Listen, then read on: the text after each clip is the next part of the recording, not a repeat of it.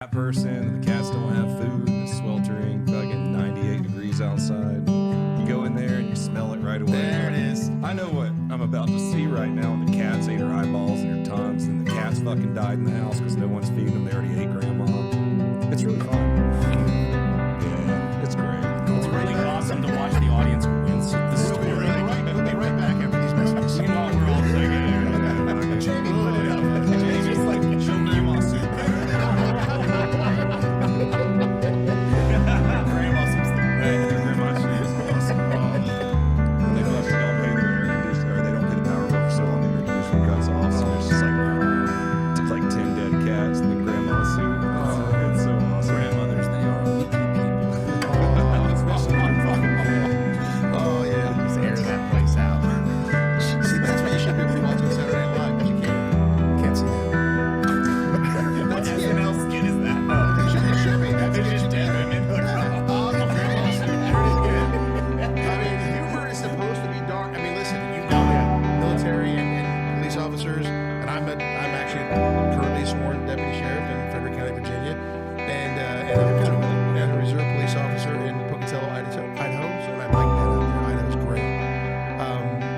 Yeah, so they have to have that dark humor because the shit that they see is awful. Okay, you wouldn't be able to survive without cannabis. You They have to have it. have to have it. It's fucking mind blowing. You can't do that. It's like, well, that's. Have you experienced this? I'm gonna joke about baby lasagna and spaghetti to the day that I die. If the baby was drunk in a car, because otherwise you're just gonna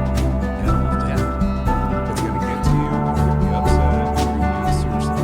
I hope not. Chase, if you can, just put a really bad laugh track when he says that.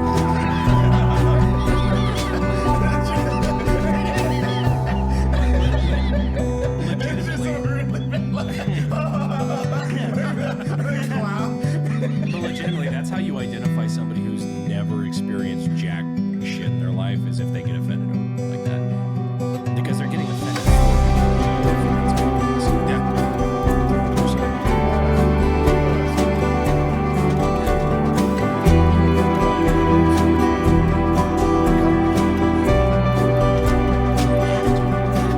That or just eat yourself up on dumb shit that I wouldn't hang out with anyone like that. I think It's also like, it's like jester's privilege. It's like, you know, you're able to say whatever you want under the guise of comedy, but you're also able to use that and talk about real things. It's like the jester's the only one who can talk about the king negatively.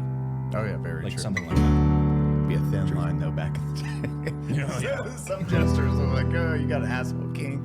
Okay, kill him.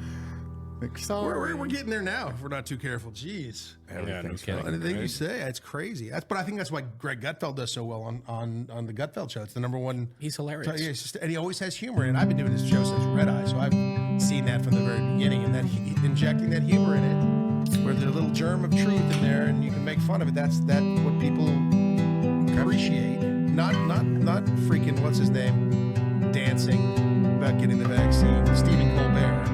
He's so good though. Like when he was doing the bit.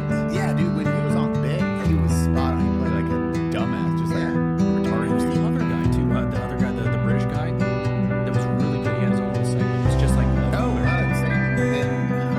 John Oliver used to have His first season was fucking hilarious because it was very much like libertarian. We hate everybody who is not non-government. Like that, the way that he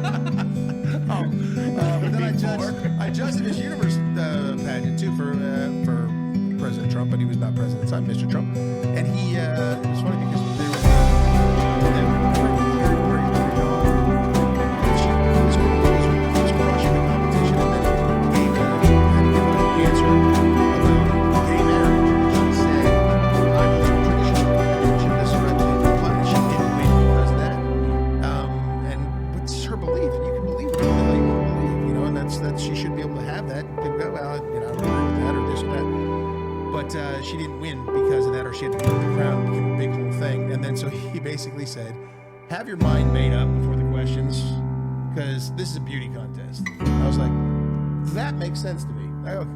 I'd still ask the question, and my girl didn't win. Whatever. It's not like I'm bitter. It's not. She took second, but whatever. But it was interesting because but he's so direct and he's so straightforward. Yeah, there's no baloney with it. He's telling you what he thinks, and that's it. And I don't think that politicians do that very often.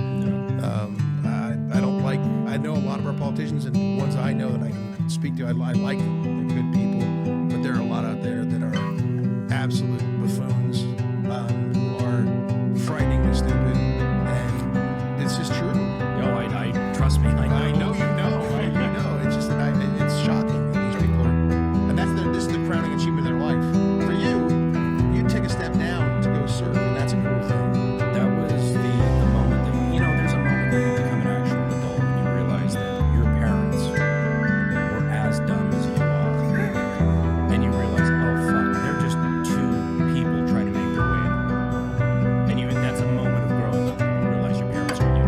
Like, fuck, okay, they weren't this deity with all the answers, they were just me. And then you have that second moment when you come to politicians, you realize, oh, they're worse. Like a lot of these people are, you put them, I made the mistake in my own mind thinking, like, okay, if you're smart enough to be able to get past all this process and get to this office, you have to have some level of intelligence, which is true. Like, you do have to have some